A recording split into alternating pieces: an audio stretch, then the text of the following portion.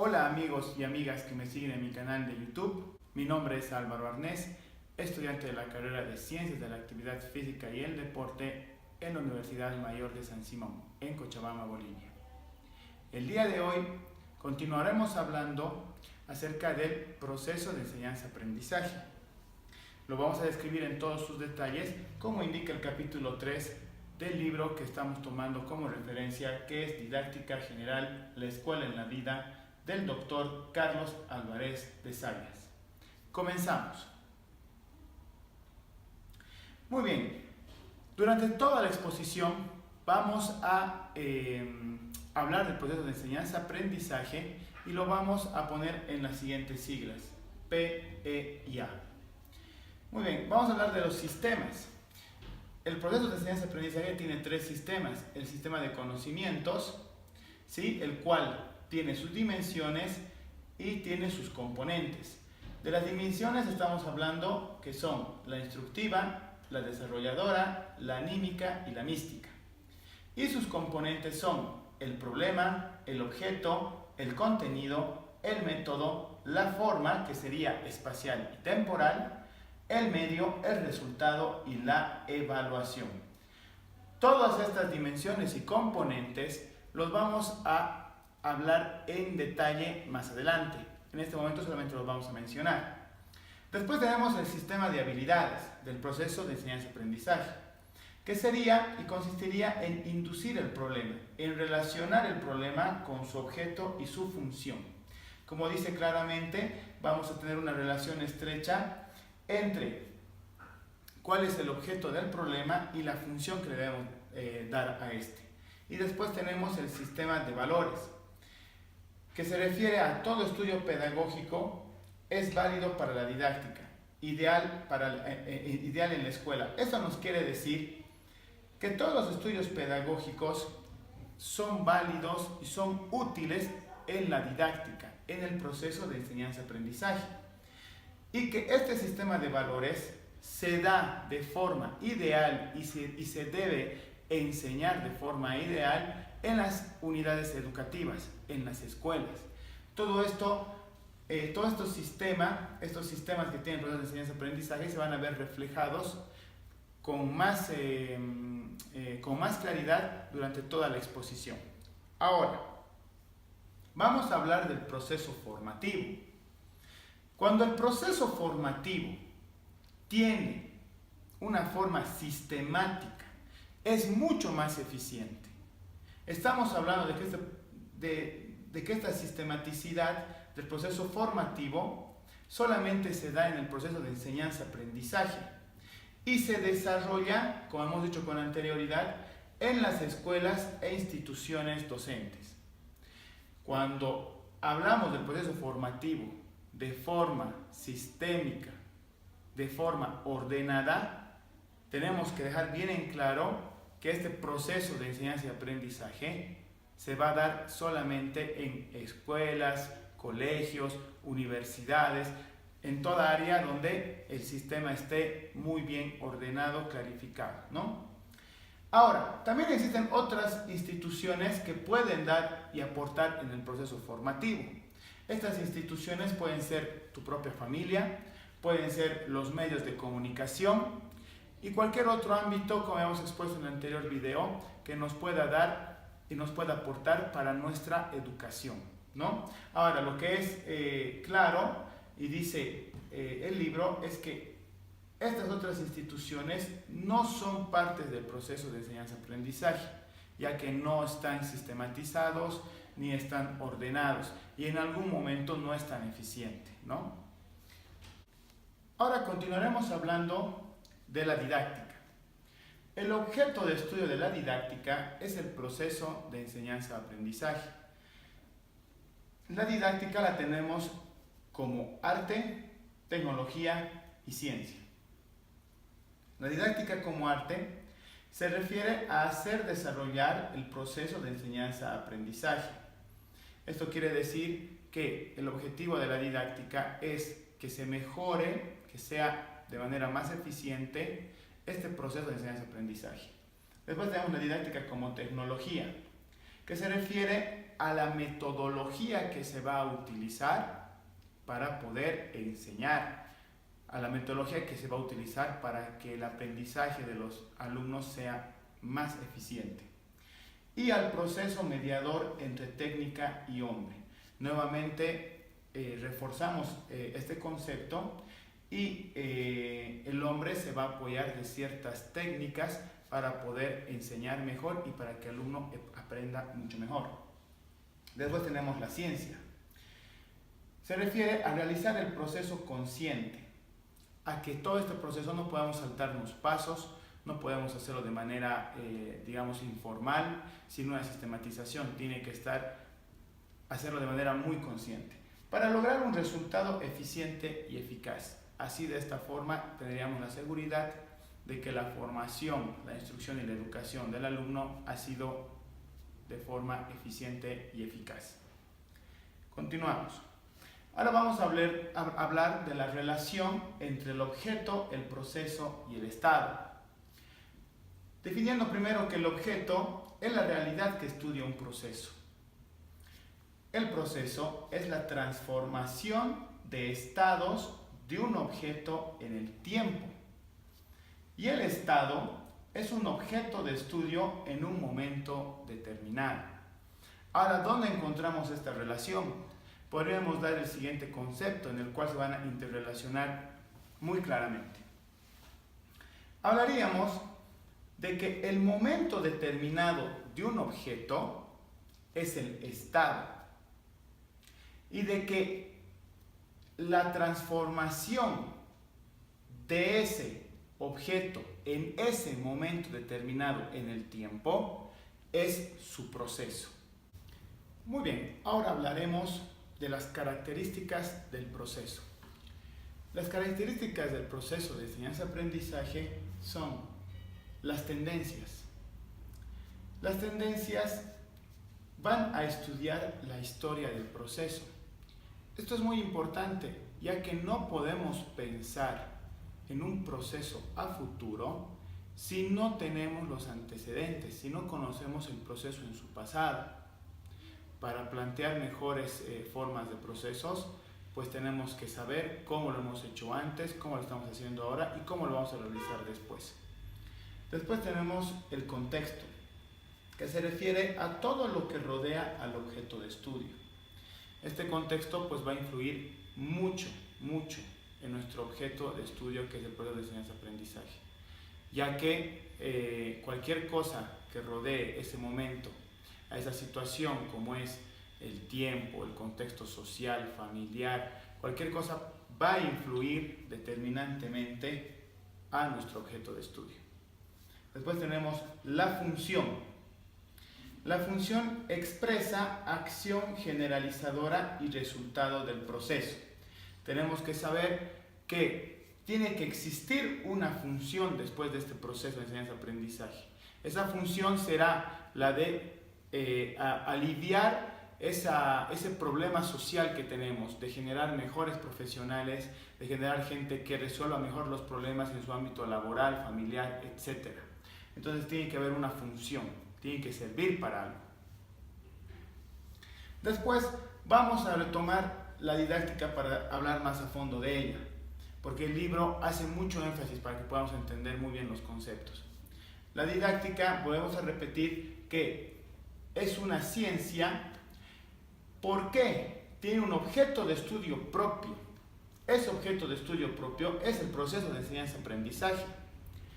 Y también la didáctica cuenta con una metodología propia. Es por esas dos características que la didáctica es una ciencia. Después hemos dicho que la didáctica solamente estudia los procesos que son sistemáticos, organizados y eficientes. No va a estudiar otro tipo de procesos de enseñanza-aprendizaje, solamente estos que son sistémicos, organizados y eficientes. Y se ejecuta sobre fundamentos teóricos por profesionales escolares. ¿Quiénes son estos profesionales escolares? Los maestros, los docentes.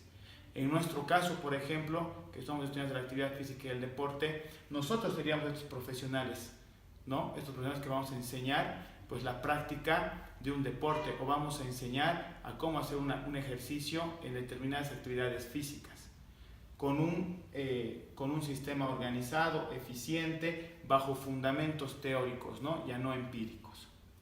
Después tenemos que una rama de la didáctica es la pedagogía, y la pedagogía estudia los tipos de procesos formativos. El proceso de enseñanza-aprendizaje es un proceso de formación eficiente.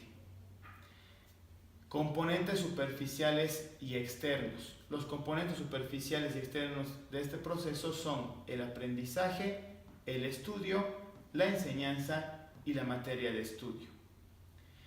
Todos estos componentes, ¿sí?, se resumen en lo que podemos realizar dentro de un aula, dentro de una clase, donde interactuamos los alumnos, ¿sí?, donde interactuamos el profesor, que es el que enseña, los alumnos que somos los que aprendemos, donde tenemos una materia de estudio, la cual estudiaremos en profundidad en la clase.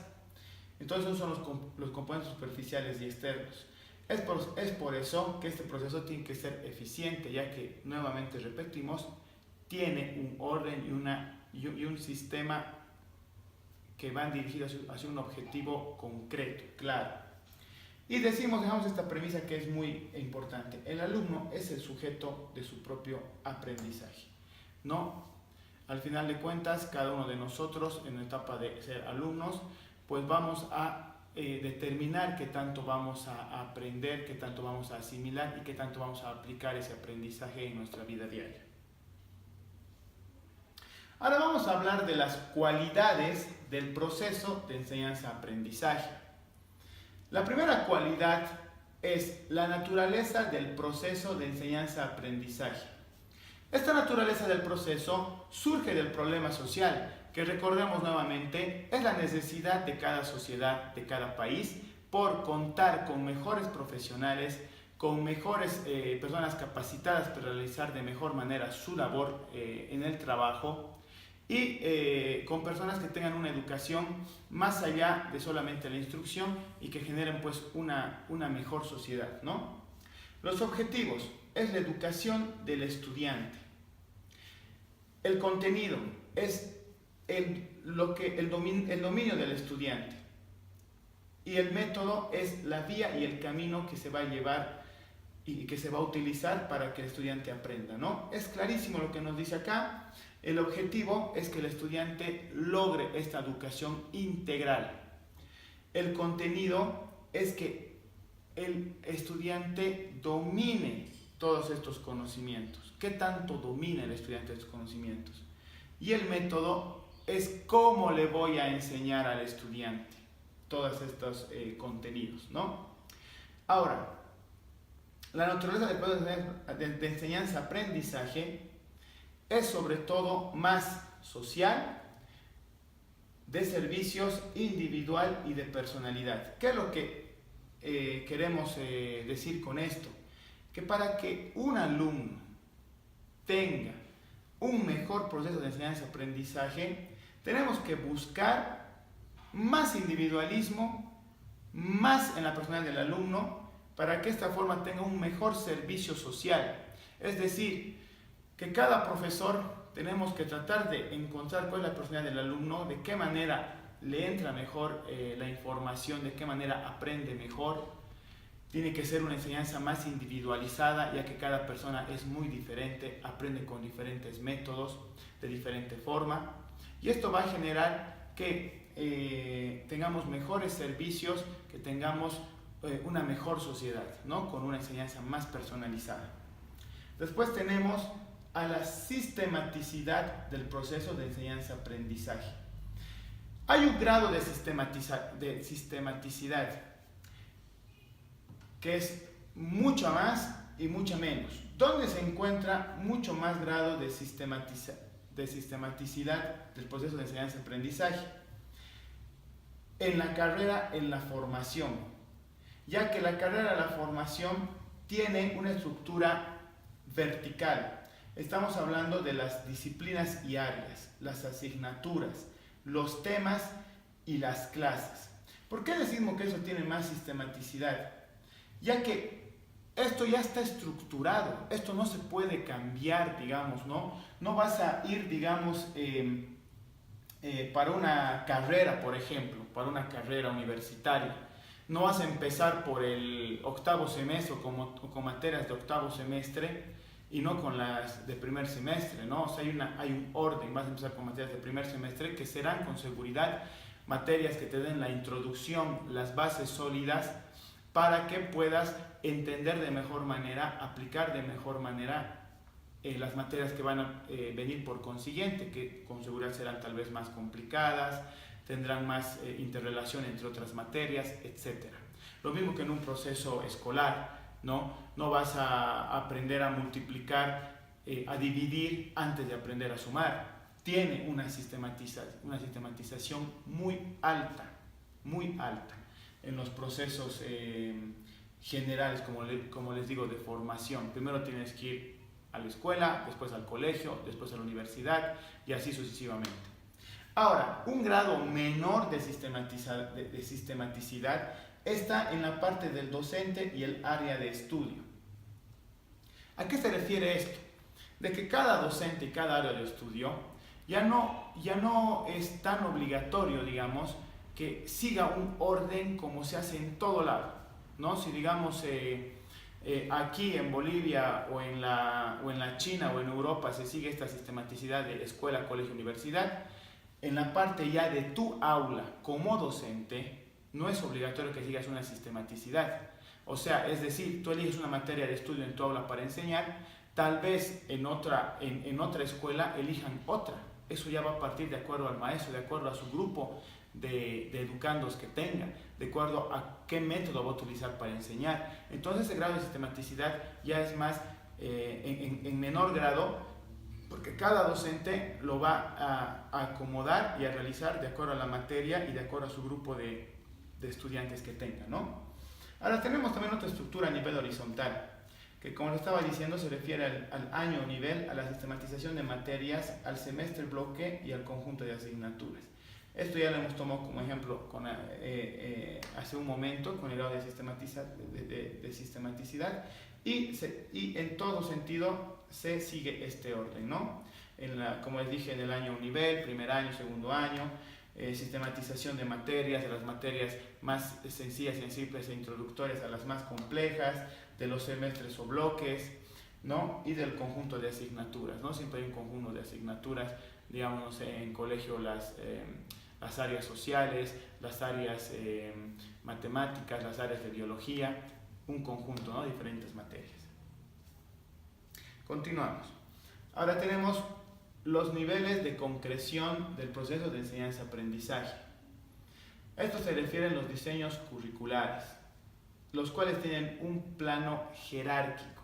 Nuevamente nos fijamos que hay una línea de precisión en la cual, mientras más es el plano jerárquico, más es el rango jerárquico, es más alto, es menos la precisión de enseñanza, y mientras menos estás abajo en el plano jerárquico, es más, digámoslo así, la precisión de la enseñanza-aprendizaje. ¿A qué nos referimos con esto? En el plano jerárquico, si estás arriba, estamos hablando de ministerios de educación, del Servicio Departamental de Educación, ¿no? Que nos referimos a que ellos elaboran planes de enseñanza-aprendizaje, los cuales son generales, son muy generales. Un país elabora, digamos, a través de su Ministerio de Educación, políticas de educación, los cuales son generales para todo el país. Entonces, si bien están en la parte alta en la escala jerárquica, pero su nivel de precisión es muy poca, ¿no? Porque lo elaboran para todos y ellos no pueden determinar, digamos, la individualidad de cada uno. En cambio, en la parte jerárquica abajo encontramos las unidades educativas y el propio aula. Estamos hablando de, digamos, por ejemplo, un colegio, en específico una aula. El nivel de precisión de la enseñanza o del plan de enseñanza que va a dictar, digamos, un profesor o un docente es pues mucho más preciso. ¿Por qué? Porque su ámbito se reduce solamente a sus alumnos de ese curso. Él puede conocer las características de ellos, las edades, como les digo, una enseñanza más personalizada, más individualizada, por ende, más eficiente y más eficaz, ¿no? A eso nos referimos con los niveles de concreción. Después tenemos los niveles de profundidad y asimilación del proceso de enseñanza-aprendizaje. Cuando hablamos del nivel de profundidad nos referimos al grado de esencia, que se refiere a qué tanto se te va a quedar la enseñanza que has recibido, qué tanto vas a utilizarla y en qué momentos la vas a utilizar, y de forma, positiva o negativa, vas a poder resolver problemas con este aprendizaje que has obtenido. Después tenemos los niveles de asimilación, que como hemos dicho con anterior es el dominio de un contenido. Cuando un alumno asimila de forma excelente un aprendizaje, tiene un dominio de este contenido. Este dominio de este contenido se va, ver objetivamente en estas tres etapas: reproductivo, productivo y creativo. Si tú has enseñado bien al alumno y el alumno ha aprendido bien, va a ser capaz de repetir la información. Lo que tú le hayas ido a enseñar, él lo va a poder volver a repetir porque lo ha asimilado bien. Después, otro nivel aún más avanzado es que va a poder resolver problemas con esa información que tiene. Va a ser productivo para él. Cuando se le presenta una situación en la cual lo ha aprendido en él y lo domina, pues va a poder resolver un problema gracias a ese aprendizaje. Y un nivel aún más avanzado es el nivel creativo, que el alumno, gracias a la lógica investigativa científica que ha obtenido de ese aprendizaje, no solamente va a poder resolver un problema en concreto que tenga referencia a eso, sino que con todo el aprendizaje que tiene, va a poder crear, va a poder generar él mismo su propio concepto, su propio conocimiento, para poder resolver problemas que inclusive se aplican a otros ámbitos que no son exactos ni relacionados directamente con ese aprendizaje que ha obtenido. Ahora tenemos los niveles de acercamiento a la vida del proceso de enseñanza-aprendizaje, que es el carácter de este proceso. Y aquí tenemos algo muy interesante que dice: un hombre, mientras más productor es, se siente más realizado con su obra. ¿A qué nos referimos con esto? De que cuando una persona se siente realizado con su obra, estamos hablando de su trabajo, pónganle como un ejemplo. Este hombre le encanta hacer lo que hace, es su vocación, como decimos comúnmente. Por ende, va a ser mucho más productivo que un hombre que tal vez se ha dedicado a una cosa por obligación, o se ha dedicado a una cosa por la presión, no sé, de lo social, de lo familiar, etc. Entonces no lo disfruta, va a cumplir solamente con un horario y va a hacerlo por obligación. Por tanto, su nivel de productividad no va a ser muy alta. Entonces, en cambio, una persona que se siente realizado con lo que hace, día a día se siente vitalizado, con ganas de hacer lo que él hace, de lo que trabaja o de lo que estudia, digamos, va a tener mayor producción que cualquier otro, ¿no?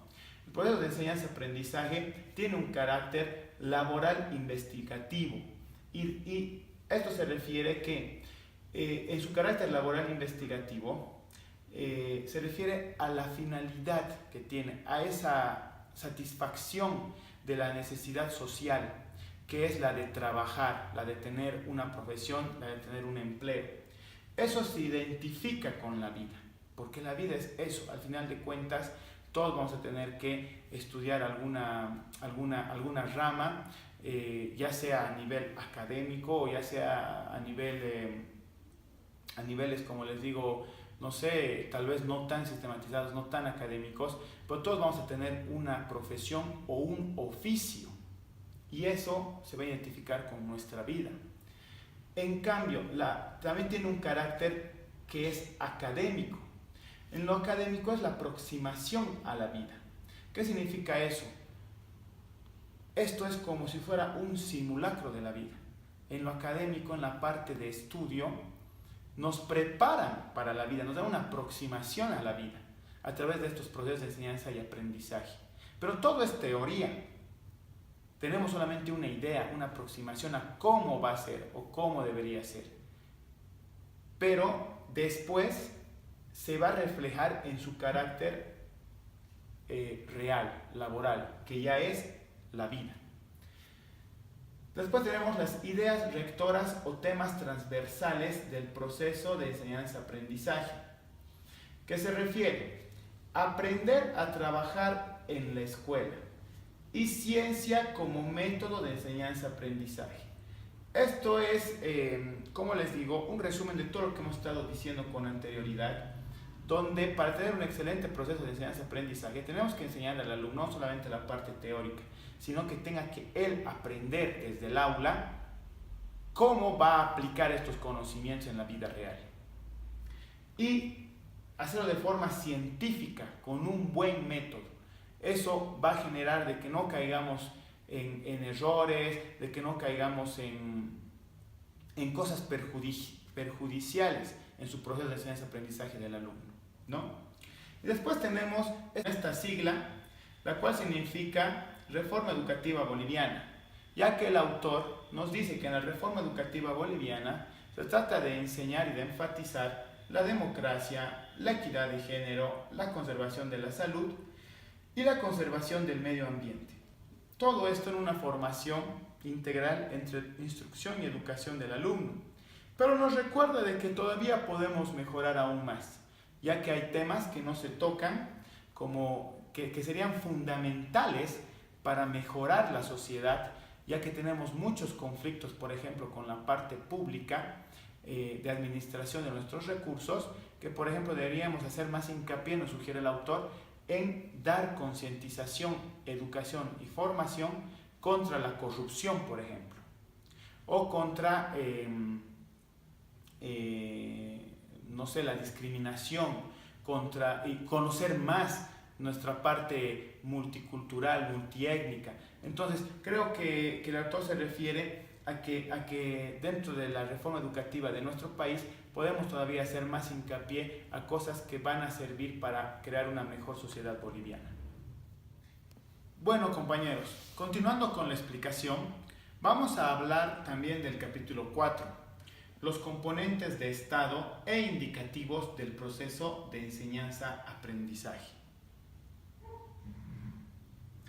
Aquí tenemos dos sistemas, el sistema de habilidades y el sistema de valores. Es importante no confundir el sistema de habilidades con el resultado y con la evaluación. Esto quiere decir que más adelante vamos a encontrar cuáles son los conceptos de resultado y evaluación y no debemos confundir estos conceptos con las habilidades que uno puede adquirir. Y el sistema de valores. El sistema de valores pues nos lleva nuevamente al anterior tema del capítulo 2, el cual nos dice que el sistema de valores en instrucción nos referimos al objetivo de la realidad y el sistema de valores en la educación nos referimos a lo subjetivo del ser. Eso ya lo habíamos explicado en el capítulo 2, el cual decíamos que la instrucción es solamente la parte objetiva de la realidad, ¿no? Toda la parte sistematizada, ordenada, que aprendemos más que todo en los colegios, universidades, etc. En cambio, la educación es la subjetividad del ser, ¿no? Toda esa enseñanza que podemos también adquirirlo dentro de la familia, la religión, grupos sociales, etc. Que esto es más subjetivo, más de cada uno. Ahora vamos a hablar de los componentes del proceso de enseñanza-aprendizaje. El enfoque en la caracterización de los componentes. Hablamos de 4 enfoques: el sintético, el deductivo, el analítico y el sistémico. El enfoque sintético se refiere al conjunto, ¿sí?, de todo este proceso de enseñanza-aprendizaje. El enfoque deductivo se refiere a las dimensiones, todas las dimensiones, todos los estados que tiene el proceso de enseñanza-aprendizaje. Y el enfoque analítico se refiere a los componentes externos, los cuales ya hemos hablado con anterioridad, que son el aprendizaje, el estudio, la enseñanza y la materia. Después tenemos el enfoque sistémico, que son los elementos internos y sistematizados del proceso de enseñanza-aprendizaje. Ahora vamos a hablar de estos componentes en un rango de mayor profundidad. Tiene otro enfoque, que serían el holístico, el dialéctico y el genético. El holístico se refiere a la totalidad del objeto. Todo lo que rodea el proceso de enseñanza-aprendizaje, a eso se refiere lo holístico. Lo dialéctico se refiere a la relación que tiene el proceso de enseñanza-aprendizaje con otros componentes, tanto en el aprendizaje sistematizado como en la vida misma, toda la relación que pueda tener con otros componentes. Y lo genético se refiere a los subsistemas que existen dentro del proceso de enseñanza-aprendizaje. Hay un tema muy importante que se va a tocar siempre, que como hemos dicho con anterioridad, son los componentes. Y debemos definir, para entender mejor todos estos conceptos, qué son los componentes. Son los elementos esenciales del objeto del proceso. Estos son los componentes. Todos los elementos esenciales que necesitamos y que tenemos para lograr el objetivo que será el objeto de estudio del proceso. Y estos componentes tienen sistemas que son los procesos de enseñanza-aprendizaje. Ahora, diferencia entre componente, sistema y dimensión. El componente son las partes que tenemos de algo, ¿no? Las partes, lo que compone. Todo está compuesto por partes, digámoslo así, en el proceso de enseñanza-aprendizaje. Y estas partes son los elementos del objeto. El sistema son los subsistemas que tiene este objeto del proceso. Y la dimensión es todo el objeto de estudio. Entonces podríamos decir que el objeto de estudio está compuesto por diferentes componentes, y estos componentes tienen diferentes subsistemas que son el objeto de estudio del proceso. Ahora hablaremos de la relación que tiene la función con la estructura de los componentes internos. Para explicar mejor esta relación, el autor nos da un ejemplo de un niño que cumple la función de correr, pero esta función de correr la cumple por la relación que tiene con la estructura de los componentes internos. ¿Cuáles serían estos? Los huesos y los músculos que realizan su trabajo para que el niño pueda realizar la función de correr. Entonces, en el proceso de enseñanza-aprendizaje, esta relación es bastante íntima, ya que con otro ejemplo podríamos decir que en la estructura de los componentes internos, un niño ha aprendido a sumar, restar, multiplicar y dividir. Y esos componentes internos le van a llevar a realizar una función de resolver, por ejemplo, ejercicios matemáticos. Entonces, esa relación entre estructura y función es íntima, muy íntima. Ahora vamos a hablar de los componentes internos del proceso de enseñanza-aprendizaje. Estos son los contextuales, que nos dan un acercamiento al proceso y se dividirían en la realidad, el sujeto y el objeto de estudio. Esto quiere decir que en este tipo de acercamiento al proceso de enseñanza-aprendizaje hay una realidad la cual debemos estudiar, debemos enseñar y debemos aprender. El objeto la persona que va a estudiar esto es el sujeto. Y esta persona va a estudiar esta realidad como su objeto de estudio. Después tenemos al componente de estado, que es la estabilidad del proceso. El proceso de enseñanza-aprendizaje tiene que tener una estabilidad muy buena para que logre su cometido y su objetivo. Después tenemos a los componentes operacionales, los cuales son la dinámica del proceso. Esto quiere decir a qué tipo de operaciones, qué tipo de actividades, qué tipo de interrelaciones vamos a tener en el proceso de enseñanza-aprendizaje. Después tenemos a los componentes indicativos. Los componentes indicativos son los indicadores por la evaluación. Estos componentes nos van a dar un parámetro de qué tanto se está aprendiendo, de cómo se está aprendiendo. Ahora tenemos los componentes del estado, que son los más estables. Y estos son el problema. El problema es la solución, preparar al hombre para la vida. Nos referimos a que debemos buscar la solución al problema, y esta solución es preparar al hombre para la vida, como hemos dicho ya reiteradamente, soluciones en la vida, en el trabajo, en la familia, en lo social, mejores personas para la sociedad. Tanto en el pensamiento como en valores. Al hablar de pensamiento estamos hablando del desarrollo instructivo que la persona tiene, y al hablar de valores estamos hablando de la parte sentimental, emocional, de su educación integral.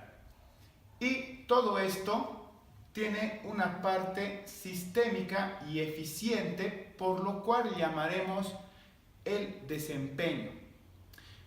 A toda esta parte en la que la persona va a formarse de forma íntegra dentro de un proceso de enseñanza-aprendizaje, cuando utilice todas estas cosas en la vida, vamos a verlo cómo se desempeña.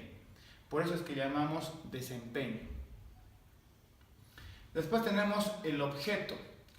El objeto de estudio, nuevamente redundante, pero así muchas veces lo repite el libro para que se nos quede, es el proceso de enseñanza-aprendizaje. El objetivo es el para qué estudio el proceso de enseñanza-aprendizaje. Y ese para qué se responde diciendo que la educación es la educación para los educandos. Por eso estudiamos el proceso de enseñanza-aprendizaje, para dar una mejor educación a los alumnos. Y el contenido es el qué. ¿Qué es lo que vamos a enseñar? ¿Qué es lo que nuestros alumnos van a aprender? Eso tiene una estructura propia, como habíamos dicho con anterioridad, ya que el contenido se va a dar dependiendo de cada, en un marco general, desde un Ministerio de Educación hasta un marco particular, va a elegir el maestro, el profesor, el docente, qué es lo que va a enseñar a sus alumnos. Ahora tenemos los componentes operacionales, que son de mayor dinamismo dentro del proceso de enseñanza-aprendizaje. Estos son el método, que es el cómo, el orden de los pasos, el camino que vamos a tomar y a llevar para poder enseñar a los alumnos. ¿Qué método? ¿Cómo vamos a enseñarle a nuestros alumnos? Eso es algo muy importante porque, como habíamos dicho con anterioridad, a cada persona se puede llevar un diferente método para su aprendizaje, ya que no todos somos iguales y hay una variedad de métodos para poder enseñar y cada persona pueda aprender. Después tenemos el medio, la expresión externa, el con qué vamos a enseñar. Hay medios educativos. Simples ejemplos podrían ser, por ejemplo, ¿con qué voy a enseñar a mis alumnos? Con la oratoria, con un pizarrón, con un data display, con papelógrafos, con interacciones. O sea, ahí yo tengo que ser bastante imaginativo y elegir el mejor medio, el cual va a favorecer mejor al aprendizaje de mis alumnos. Después tenemos la forma. La forma es espacial y temporal y se refiere al dónde y cuándo. ¿Dónde voy a enseñar y cuándo voy a enseñar? Eso se refiere a los lugares donde podría impartir esta enseñanza y el momento más adecuado para hacerlo. Por último, tenemos a los componentes indicativos. Los componentes indicativos son la constatación del proceso y estos se dividen en resultado y en evaluación. El resultado es el grado de transformación que tenemos en el alumno. Esa transformación de lo poco que sabía, ahora cuánto sabe. Y es la configuración final del proceso de enseñanza-aprendizaje. Es qué tal, qué tal ha aprendido todas las enseñanzas que se le han dado. Y nos referimos a si esta enseñanza para él ha sido, buena, mala, más o menos, qué tal ha aprendido, de forma excelente, regular y todo eso.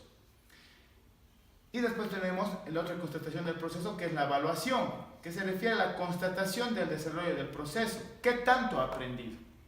¿Ha aprendido muy poco? ¿Ha aprendido bastante? ¿Ha aprendido muchísimo?